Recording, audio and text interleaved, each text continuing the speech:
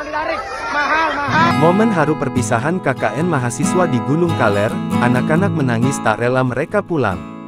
Tengah beredar video yang memperlihatkan momen seorang mahasiswa ditarik oleh anak-anak perempuan saat hendak pulang dari kuliah kerja nyata viral di media sosial. Video tersebut viral usai diunggah oleh akun TikTok @miftahahsn. Diketahui sekelompok mahasiswa UIN Syarif Hidayatullah Jakarta sedang melaksanakan KKN di Desa Cipaeh, Kecamatan Gunung Kaler, Kabupaten Tangerang, Banten.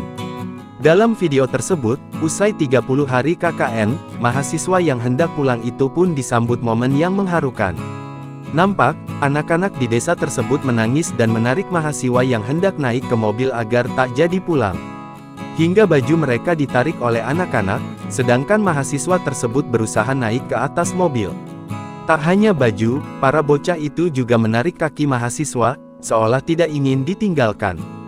Video tersebut pun kini telah ditonton lebih dari 8 juta kali tayangan dan telah mendapatkan lebih dari 600.000 tanda suka. Sontak saja, unggahan tersebut kini mengundang berbagai komentar warganet.